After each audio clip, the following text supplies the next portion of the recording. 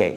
So today we're going to be talking about. So you wanted to discuss Rav Hirsch, Rav Soloveitchik, Rav Kook, and Modern Orthodoxy. Right? You want to talk about these things.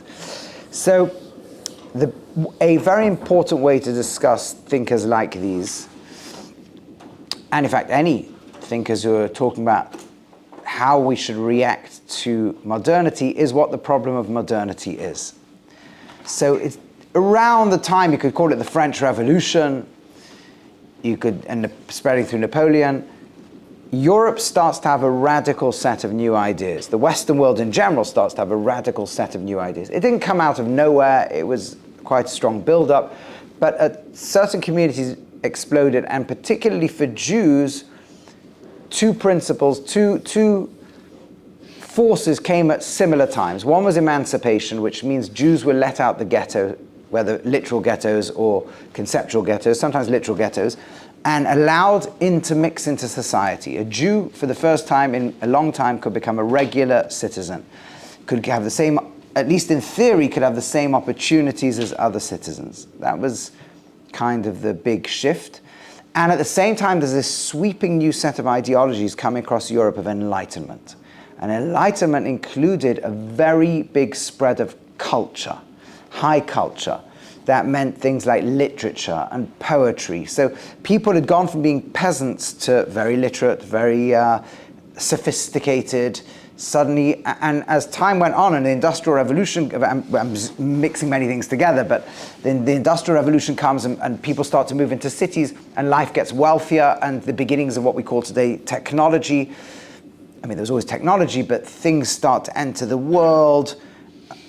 Cities get more and more running water, eventually get electricity. Again, we're moving through 100 years of time here, 150 years.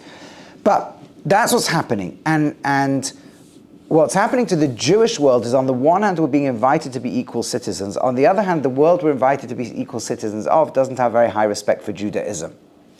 So if you go to a university, which suddenly Jews could go to, Judaism was quite looked down upon.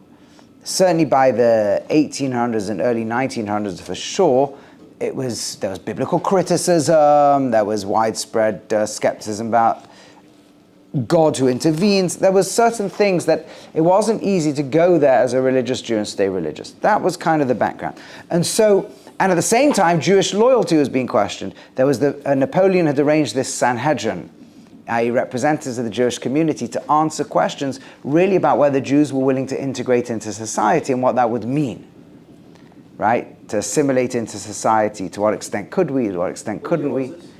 So Napoleon is the late 1700s, right? But the after effects of this are being felt all the way through the 19th century, through the 1800s.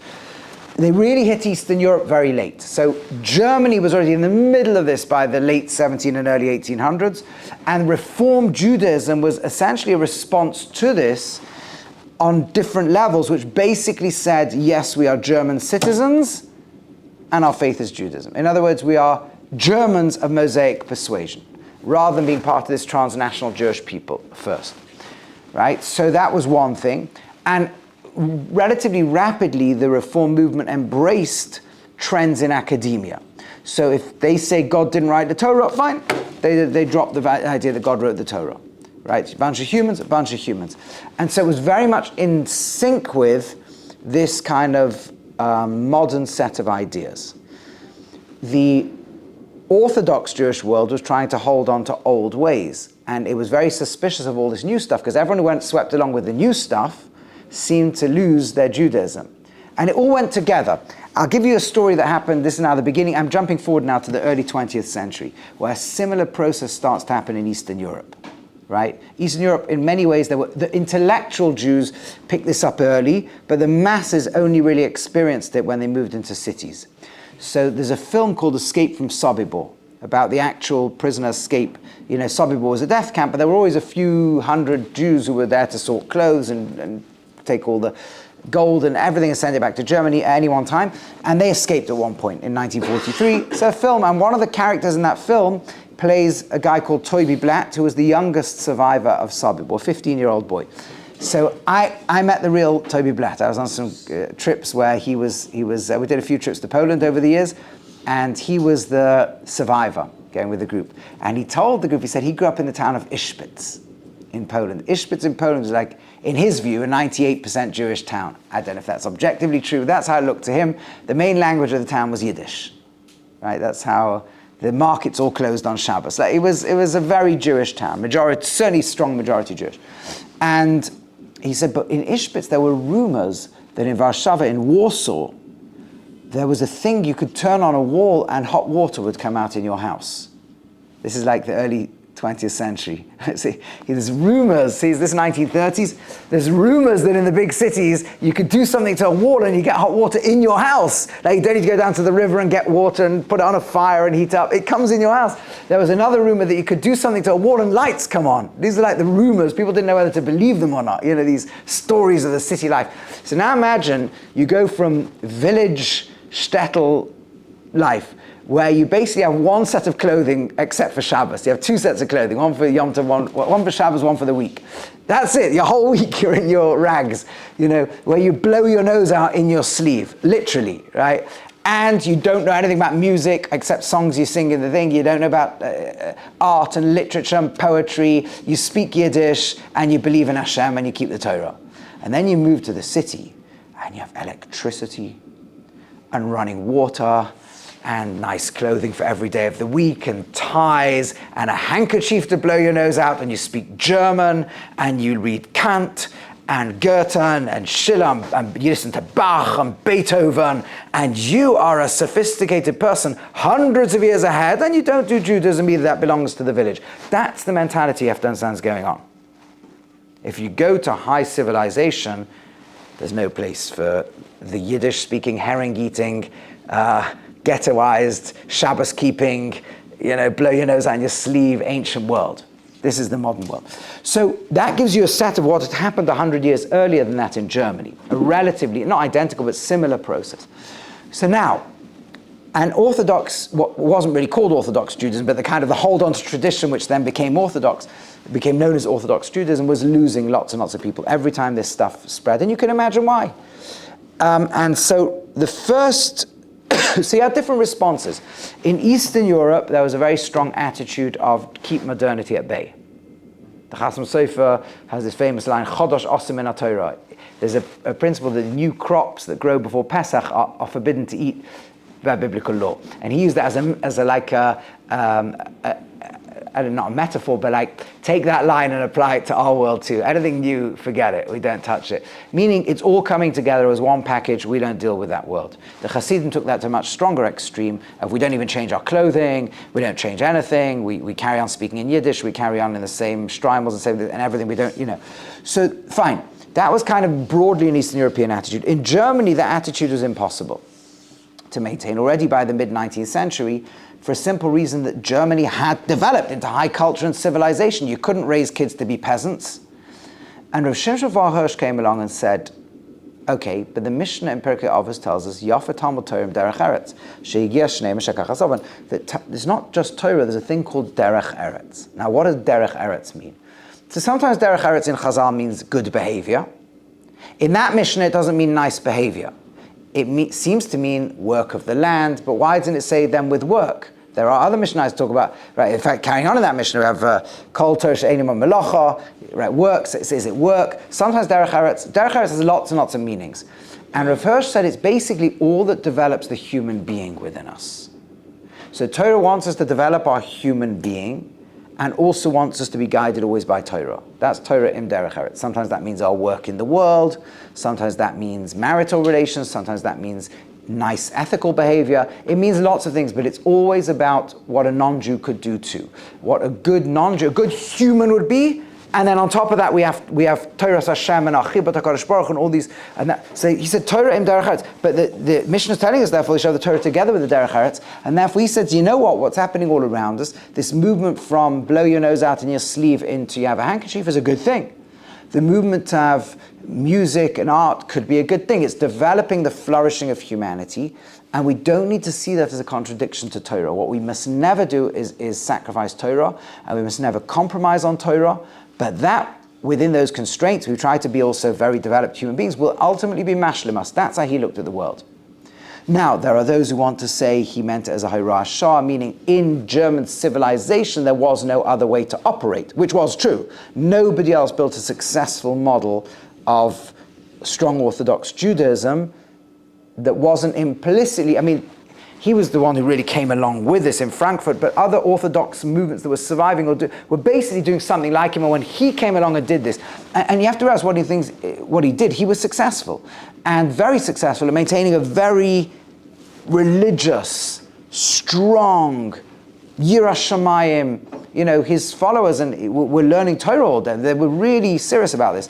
But they were also educated, very educated secularly, not just for their jobs, but also for some kind of enrichment. That's how they looked at things.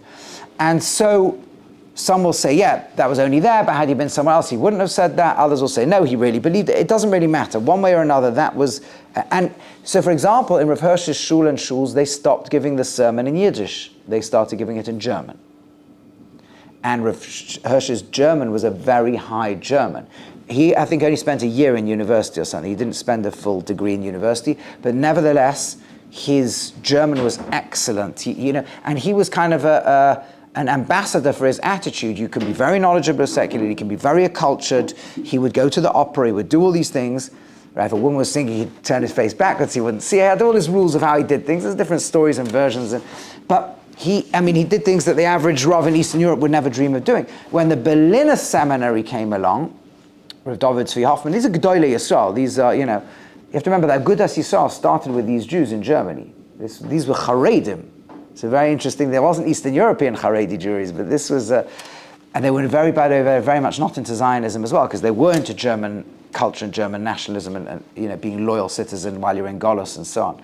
So, and Rav Hirsch, that was very much his Torah and Derech Eretz. And so in the Berliner seminary, no Rav could teach in the yeshiva didn't have a PhD.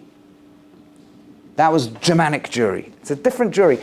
My grandfather came as a Vishnitzer Chassid, my great-grandfather, to Leipzig. Leipzig was already a bit different. Leipzig was more in the Eastern Europe. There were the Ostjuden, the Eastern Jews who arrived before World War II, who were looked down upon. They were still much less cultured and civilized. But my great-grandfather was a Vishnitzer Chassid. My grandfather grew up that way. But the Vishnitzer Stiebel, they went to Germanic schools.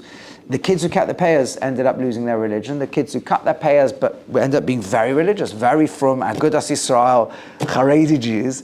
But my grandfather's shelf had a book called The Great Conversation that read every major piece of Western literature from the ancient Greeks till Freud. Everything. That was a Germanic Jew. That was a Yekka. That was what they were. They'd wake up early in the morning and learn Gemara. They'd learn Shulchan Aruch. Their Torah was their Ikka. But that was a shrimp of Rav Hirsch's world. Torah is the Ikka, but the other stuff enriches us. And that was very much there. Now, Rav Soloveitchik was different, you have to know each person, even if they form a shitta, a worldview, you always have to understand where they are in, because a shitta, what we call a philosophy or a hashkafa, is often to do with a reaction to the phase of exile you're in. And so saying the Chasam Sofer is arguing with Rav Hirsch, maybe or maybe not, we don't know what each would have done in the other one's situation. As a point that the Sridei Aish made many times. He moved from Eastern Europe to Germany, and at some point he has what he called a hashkafa change, but to a large degree it's like, this is for there, this is for here, they're different. So which is the most ideal? Who knows? That everything's in a b'diavad world anyway. Everything is in an unideal world because we're in exile. We're not in an ideal. So what's less b'diavad? I don't know. Anyway, that was that. So now Rav Soloveitchik came from Eastern Europe, and they're experiencing this shock much later. They've seen what German Jews have done, and for the most part, the Gedolim in Eastern Europe did not want to go down the Germanic route, because they said, although not only have they managed to resist modernity, but develop a very strong Yiddishkeit, they're not developing the same type of yeshiva students that we're developing in Eastern Europe. They're not, on average, developing the same level of Talmidei Chachamim. Understandable, if part of your day is learning secular, and you're going to theatres, or even if you're not going to theatres, but you're spending a few hours a day reading literature, you're not going to develop in the same way. So they were but there was a big pressure happening in Eastern Europe, which is between the year 1900 and 1940, Eastern European Jewry went from being almost 100% Shabbos observant to possibly as little as 30%, especially in younger generations. It was just a collapse of religion. Not everywhere, not exactly uniformly, but the two generations lost majority of Jewish observance. It was a very accelerated process relative to Eastern Europe. And so Rav Moshe Soloveitchik was son of Reb Chaim, Which two generations? from 1900 to 1940. By the time you look at the Polish parliament, the seats allotted to Jewish parties, by the time you get to World War II, basically 2/3 of them, if I'm not mistaken, were secular parties, which shows you something very powerful about what had happened to, and they were mixed between Zionists and socialists. And within the socialists were the communists and the Bundists, there was different groups. But the socialists were typically very anti-religious, and most Zionists were anti-religious as well, right? So that was and you had them within the religious Zionist world. Within the Zionist world, you had a religious Zionist Mizrahi movement, and you had the probably much larger Aguda world, which was not Zionistic. And it wasn't anti-Zionistic in Poland. It was anti-Zionistic in Hungary. In Poland, it was non-Zionist, but not anti. Different. Broadly speaking, there were pockets everywhere of everything. Okay, so now Rav Moshe Soloveitchik feels that we're in this phase where his son we need to start getting people who are educated, so that at the very least we can show the world you can be very educated and don't have to be secular. It's not just if you go to university and become enlightened, you have to drop religion. So he sends his son, Rav Yoshe Soloveitchik, Rabbi J.B. Soloveitchik, to Berlin, where he gets a PhD in philosophy. And Rav Soloveitchik, when he arrives in America, is very involved in what's read Yeshiva Sitzak Achonon, and this idea of Torah Umada. Now, Rav Soloveitchik looks at the world and says, the world has modernized, we are a university world, and therefore we can have this, it's similar to Rav Hirsch, but it's less focused on culture, maybe it's more focused on the intellectual side of it, and it's somewhere between the idea that secular world can enrich us in that we'll go to universities for a parnasa, but also there is something also enriching intrinsically about this stuff. Now, there's a huge debate amongst students of Rav Soloveitchik how much he saw secular learning as a goal for itself, how much he saw it as that's the world we're in, how much he saw it as that's the world we're in, but while we're in it, even if we might not have chosen it, we can be enriched by it, right? There's different, and it could be over time, he had different attitudes towards that, that's all possible. What we do know is he wrote, or spoke at least, in a very high English, very sophisticated German and very sophisticated English. His shiurim and Gemara were always in Yiddish. In fact, his shiurim generally were in Yiddish. He spoke a very sophisticated Yiddish. His first major work written was actually called The Halachic Mind, which almost nobody could understand, which was written during World War II, about basically where he hypothesizes that the philosophical world has reached a certain crisis and there's a space for religion in it. And then you got the halachic man and learning man of faith. There is no question a large part of what he was trying to do was show people just having you can have a PhD in philosophy and be completely passionately religious like his grandfather Reb Chaim. That was like absolutely, if you like, his message, 100%. Are there benefits to secular learning? No question, at least in large parts of his life he would have said yes. If you could build a society non-Jewish where you would have more or less secular, what would be the ideal balance? I don't know if it's very clear in his writings. I think he would have said on an ideal world, like the Ramah says, a certain amount of secular knowledge is extremely important, not as Torah itself, but as a help to Torah and a help to development. Was he going as far as Rav Hirsch? Probably not, right?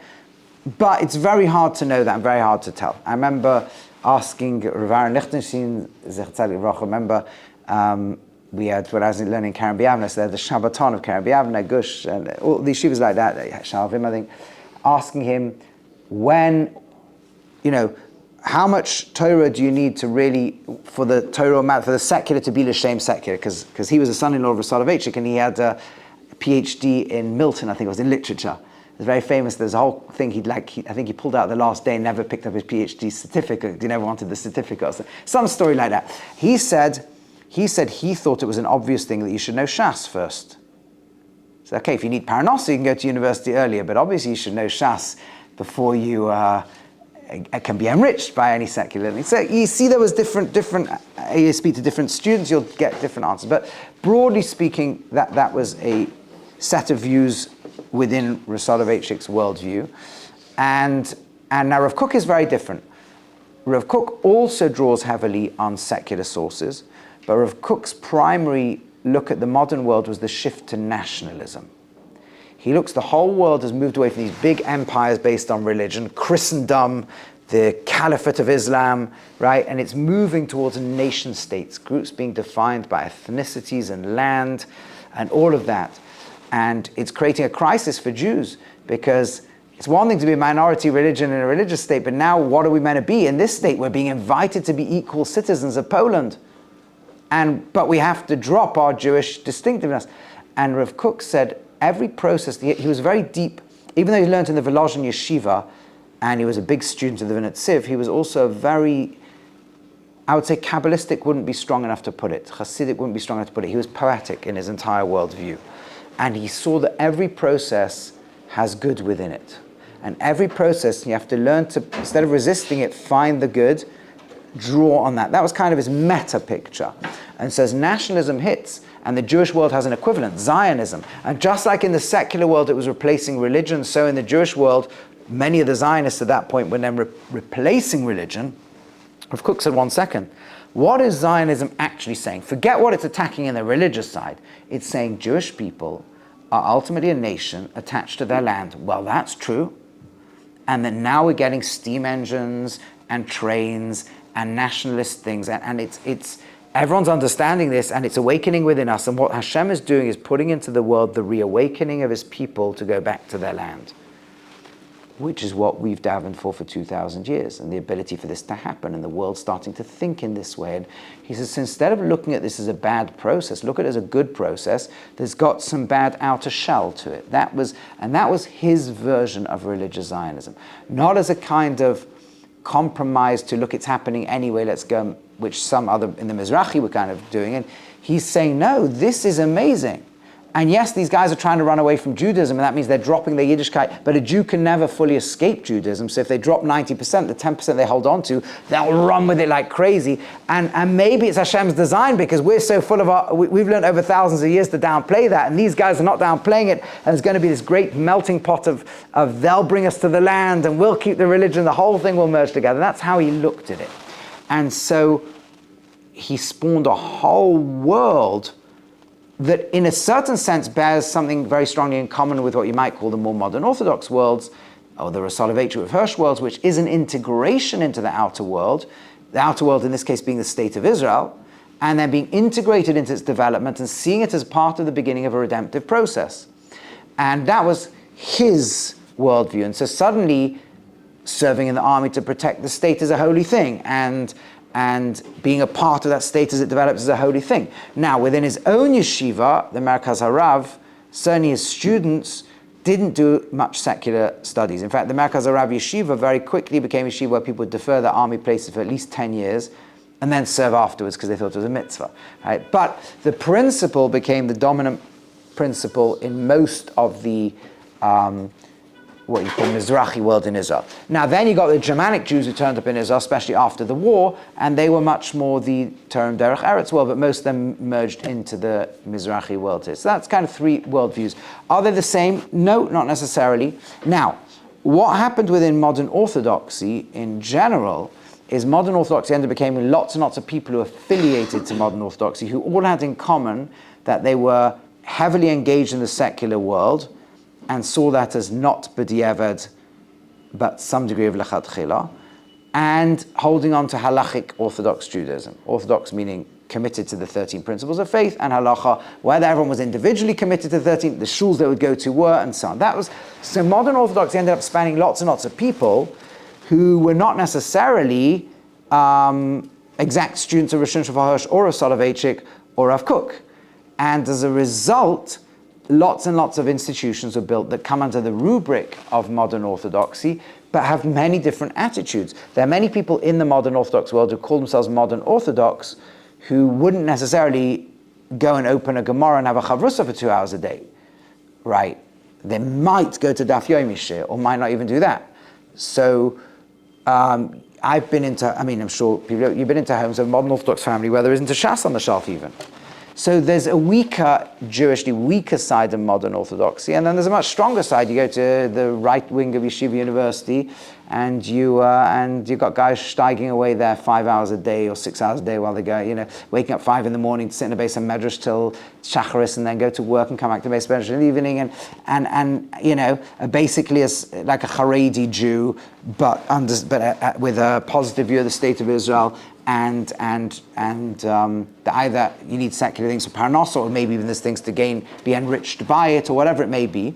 You have those, so you've got a very big spectrum. When you use words like modern orthodoxy, there's such a big spectrum of people that it's not fair to generalize.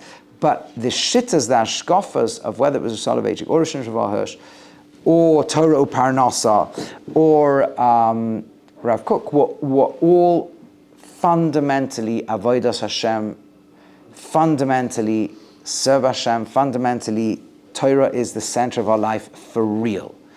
None of them would want to see, I mean, don't judge anybody, I shouldn't say, because I don't know who knows whom and who, but their dream is not to build students where there isn't a shas on the shelf, or not to build students who only go to daf yomi shiur once a day. That's not their dream. Their dream is people who wake up in the morning and think about how to serve Hashem. Yes, what they would all say is there is a modern world, and whether it's lechatchila or b'diavad, we don't need to run away from it. And whether it's a lechatchila and a b'diavad world, or a b'diavad in a lechatchila world, or a who knows what, where, there are ways to do these things that are spiritually enriching. Now, another major shift that happened in recent times is that modernity changed. We don't really live in a modern world anymore. There isn't a non-Jewish world that thinks we should know Bach and Beethoven and read Aristotle and read Shakespeare and be an enriched civilization. That disappeared. So the pressure point that Rav Hirsch's world was building up to resist. By the way, I quoted earlier that in the Berliner seminary you had to have a PhD. Rav Hirsch's yeshiva wasn't exactly the same as that. But anyway, this idea that if you don't have a PhD and you don't know Beethoven's various symphonies, you're an ignorant human, you're an amaret. That doesn't exist in the non-Jewish world anymore. We're like in a postmodern world. So the pressure in the non-Jewish world has changed. So suddenly a lot of these ideologies don't quite make the same sense that they once did. So why should we learn Shakespeare exactly? What's avodas Hashem? It was a given in Germany. It wasn't a question. You weren't a human being if you didn't have that. You were like some low herring-eating, Yiddish-speaking, go to the toilet in your garden peasant. This doesn't exist out there. So now people what's the equivalent? You sit there playing on your games all day, like do Minecraft, I don't know, surf YouTube. That's not what Rav Hirsch is talking about. Rav Hirsch's Derech Eretz doesn't really, I mean, to some degree it does. We wear suits, we wear clothes. There's an extent to which we've moved into the modern world. We have electricity, we have microwaves, we have smartphones. We're in that world. But the ideology of the Uber, like this sophisticated person, that's maybe gone. And maybe having high school qualification, maybe university degree. But it's not the same world that we're in. And therefore applying their vision into the next stage of the world is not automatic. You need to think what to do. And this is a bigger issue even in Israel, where you've got the modern state, you've got the secular state, but like within the students of Rav Kook, you've got splits now happening. You've got those who are saying, well, you've got all this woke stuff and we should completely detach from all of this and stop trying to see the good in everything. You've got others, old schoolers, are like, no, should still always, whoever's coming along, find what the good is. You've got different worldviews, but broadly speaking, things are settled into, we are Torah people. I'm talking about the real students of these movements. So you've got the real Torah people who believe, if you're in the Rav Kook world, we are Torah people who believe this is the beginning of a long redemptive process, but the return to the land is a very important part of it. We should be active participants in it and thanking Hashem for it. But Torah's Kim Chayinu Berech Yameinu. That's the real Rav Kook students. The real Rav Soloveitchik students would probably nowadays be more like, we go to university, if we're honest, before we finish Shas, because we need Parnasa. And and maybe later when we finish Shas and Poskim, there's also ways to integrate some aspects of secular knowledge to mashlim ourselves as Ovdei Hashem. And I think probably today almost all the communities that students of Rav Hirsch would go along a similar line. There may be ways that secular learning can enrich certain aspects of secular culture, meaning certain aspects of the political systems and societies we're in can be very positive. But always what all three have in common is Torah lies at the center. Has modern Orthodoxy been as successful as the Haredi world in producing children who follow its pathway? No. Not been, as statistically speaking, as successful at this stage. Does that mean everyone should abandon it? Not necessarily. Because you always got to wait. What happens to the more right-wing or stronger elements of it, right? And especially if we grow up in homes that are like that, there's no reason to abandon that pathway. It's a legitimate set of pathways. As long as we follow within it, whichever pathway people follow, they should always take very seriously two things. Number one, Hashem and His Torah is the ikka. There's no excuse at any of these for dropping Hashem and His Torah. Number two, if we're living within that pathway, make sure to have real Talmidei Chachamim, real Yirei Shamayim, real Gedolim within each of these worlds that guide you. Whichever world you're in, be guided, especially in a world that, and you can make a very strong case for the advantage of that, but it doesn't really matter because in most cases, to some degree, we're already in one of those worlds by this stage, right? And there's enough Yirei Shamayim, Talmidei Chachamim, successful Odei Hashem that we can follow that pathway of our parents and follow their halacha in avodas Hashem or the halacha of the communities we grew up in and do it in the most ideal way and help be machazak. If we're in communities that are weak, help be machazak them, strengthen them. There's large parts of the modern Orthodox world in America that's in collapse. You become a real Yirei Shamayim in that world, real strong as a Rav or as a Balabayas who wakes up in the morning serving Hashem. You can have a huge impact on other people in that world because everybody's starving for Hashem. Everybody knows what the right thing is, but sometimes it's hard. People have been at work, they've been in degrees, it consumes life, and the Torah gradually whittled away in many parts and gradually withered and gradually became weaker, and you can show them models of how it can be really strong. There's plenty of models of how it can be very strong, and you can be that, and you can be ambassadors, you can be role models, and it could be that if you can make it, look, there's big parts of the Haredi world, you have to realize this very interesting thing. Today, in America, most Haredim work in the end, right? So in some degree, they've also taken on some aspects of Torah, Derech Eretz, or Torah, not necessarily the full, but there's some aspects. Lots of people get degrees in one way or another. So it's not like these worlds are all radically, rigidly walled off. And often we're busy making hashkafic fights over 19th century arguments. None of us behave like Rav Hirsch's Germanic Jews. None of us behave like Rav Soloveitchik's 1950s philosophy classes. None of us behave like, or not none, but most people don't behave like Haredim in the 1950s would have done. The 1950s world and the 1930s world are gone. The worlds are gone. So I'm modern, I'm Haredim, I'm this, we define ourselves by flags that really are 19th century struggles. We are people of Torah. That's who we are. Now, do we go to university? Fine, there's different mahalchim, and there's different ways, but now we can debate what should have been 60 years ago, 70, 100 years ago. But there's now well-trodden paths of Yirei Shamayim and avodas Hashem and beautiful people and all these things. And we have every right to tread that path, but to do it with Torah as the ikka of our life. And HaKadosh Baruch Hu is the center of our life. And His mitzvahs and His Torah, that's our life. Right? And within those worlds and those different models of Balabatishkeit and in the right time of being enriched by things, and whatever it may be, but always the Torah is the ikka, always the Torah is the ikka, then we can have very, very big impacts, not just on our own life, but on being machazek, the world around us, which we have enormous responsibility and obligation to do.